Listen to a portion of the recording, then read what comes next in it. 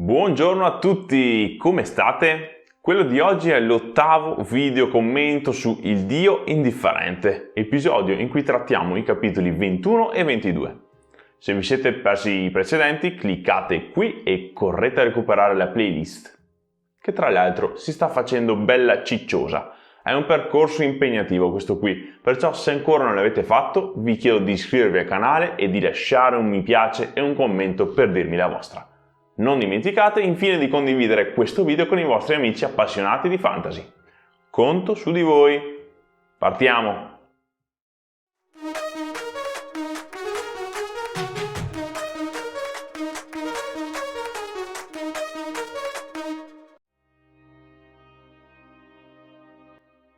Rand sta per tornare a casa e nel frattempo pensa a ciò che sua madre ha fatto per lui, continuando a restare in vita per potergli dare un posto in cui stare, una casa e una famiglia. Non era affatto scontato che Sarlis restasse a galla per tutto quel tempo, visto quello che le stava succedendo. Il ragazzo ha finalmente capito a cosa si è sottoposto per tutta la sua vita. Sesso senza amore, per anni e anni, e solo per lui il colpevole è da ricercarsi nell'olio sangue e in parte in carsa. Il giovane è deciso a trovare il padre per chiedergli se sarebbe tornato indietro per fare ammenda. In base alla risposta, deciderà se perdonarlo o ucciderlo. Rand sta diventando grande capitolo dopo capitolo. Sta imparando a conoscere se stesso e chi lo circonda. Ha trovato una famiglia, degli amici, e ora vuole recuperare la sua vecchia famiglia, la madre, e trovare il padre per capire le sue scelte e conoscere le sue origini. Al Lago d'Argento troviamo Valok, il Sanide che è ancora vivo nonostante le ferite. Vedere attraverso i suoi occhi è straziante, ma mi ha fatto pensare. Erikson è tremendamente bravo a mostrare entrambe le fazioni di una guerra, di una battaglia, e ti fa tranquillamente empatizzare con entrambe. Non è scontato, non trovate? Ogni lato della barricata ha le proprie ragioni e le proprie necessità, ed è impossibile stabilire quale sia quella giusta e quella sbagliata. A me sta cosa piace un sacco, una delle caratteristiche che più apprezzo di Malazan. Non sai mai per chi parteggiare. Holmes e Spindle sono tornati all'accampamento di Balk, ora deserto, per cercare le risposte. Perché non hanno attaccato i soldati insieme ai Tablor? Scopriamo che gli uomini di Rude dovevano fare da esca e attirare Balk in una trappola, che non è mai scattata perché i mercenari hanno seguito un altro contratto, probabilmente con i Jack. Un contratto che non prevedeva lo scontro con i Malazan, a quanto pare. Il contatto tra i Jack e Balk pensavo fosse stato Nilgan inizialmente, visti i suoi trascorsi da viaggiatore. Invece si scopre che è stato il capo dei Jack bianchi, Kasnok.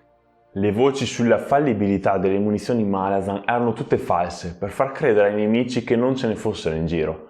E l'effetto sorpresa ha avuto effetto. Colpo di genio. Chapeau! Il gruppo di Rand arriva in città trovandola deserta e bruciata. Vengono subito raggiunti da Ara e dal Lord Kasnok, capo dei Jack bianchi. A quanto pare hanno stretto tutti quanti un'alleanza, sia tra i due gruppi di lupi, sia i lupi con i mercenari di Balk. Questi faranno da scorta ai Divers per trovare loro un posto dove vivere nel sud. Spindle e Holmes arrivano al cospetto dei Jack e di Balk, offrendo a tutti loro ospitalità e accoglienza nell'impero Malazan. Questa cosa mi ha sconvolto, che figata, non me l'aspettavo minimamente. Tutti sono stupiti e increduli proprio come lo siamo noi lettori, ma il migliore è Kasnok, che non riesce a parlare dall'emozione. Come ti capisco, amico? E che razza di insegnamento ci sta dando Erikson? Spindle è uno di quelli che dovrebbe odiare di più i mercenari, viste le perdite che ha subito di amici e compagni d'arme. Eppure riesce a mettere da parte quell'odio per aprire le porte all'accoglienza. Secondo voi questo autore non vuole dirci qualcosa sul nostro mondo? Proprio in questi anni? Ragionateci sopra. La gioia in Malazan dura veramente poco. Paragrafo successivo. I 3 sergenti di Balk tramortiscono i Marines per farli fuori. Holmes viene salvato dalla sua amata strega Groviglio. Spindle viene salvato da niente meno che Rand.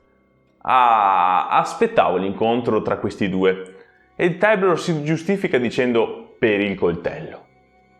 Allora, subito ho pensato che potesse essere stato il sergente a donare il coltello a un giovanissimo Rant anni addietro e che quindi lui lo avesse riconosciuto all'accampamento e seguito decidendo di aiutarlo, restituendo il favore. Ma secondo me ha poco senso. Spindle lo avrebbe riconosciuto, avrebbe ripensato a qualcosa rivedendolo. Secondo me ha semplicemente sentito il pugnale diventare gelido nella sua mano quando è uscito dalla sua vista. Perciò ha deciso di seguirlo sull'istinto dell'assassina Shigal. Voi che ne pensate? Il capitolo si chiude con l'inondazione che sta per travolgere Spindle e Holmes a cavallo, ma il sergente dopo tanto tempo ricorre alla magia, sfruttando ogni atomo di energia delle bestie per farle correre il più veloce possibili. Si saranno salvati? Per forza, non ho dubbi. Ritroviamo i fanti di marina a Culvern. Da una situazione di quiete si passa a un precipitoso attacco dei Tabor, per passare poi al terrore della fuga a causa dell'inondazione. I Marines aiutano come possono i mezzi giganti, cercando di farli entrare in città, ben consapevoli che le mura di Culvern non resisteranno a una potenza così devastante. Acquachetta si conferma un personaggione super coraggioso. Apre un portale sull'ombra e ci porta tutta la gente che riesce e successivamente, per salvarli dal suo gugio Pallid, va incontro alla bestia tutta da sola, affrontandole frontalmente. Riesce ad afferrarlo per la zampa e a trascinarlo a Culvern, in mezzo al fiume impazzito. Poi torna in Emurland dove trova ad aspettarla niente po' di meno che il patrono dei sicari. Cotillon la chiama con il suo vero nome, Lady Therose de Char, una nobile di Unta. Questa proprio non me l'aspettavo. Né che la ragazza fosse nobile, né che il dio a cui lei è devota si palesasse per darle una mano. Infatti le promette che distrarrà i segugi per permettere loro di fuggire. Cuore d'oro Cotillon. Il patrono dei sicari ammette a Trono d'Ombra che ha seguito Acquachetta per anni perché gli piace e gli ricorda una persona. E chi sarà? Apsalar? Deve per forza essere la giovane pescatrice che molti anni prima ha posseduto. Ancora una volta questo personaggio ci mostra il suo lato umano. Fantastico. Acquachetta torna nel gruppo dove nel frattempo una Tabor sta cercando di capire le motivazioni dei Marines. Erano nemici eppure li hanno accolti e aiutati. Loro spiegano che hanno smesso di essere nemici quando l'invasione si è trasformata in una fuga da una casa che non c'era più. Inizialmente ho pensato che il cambiamento climatico, il ghiaccio e l'inondazione potessero essere il nemico comune che poteva avvicinare questi popoli. Ma non è solo questo. È la compassione a spingere gli uni verso gli altri. Wow, complimenti a Steven, che riesce sempre a rendere così vividi questi sentimenti.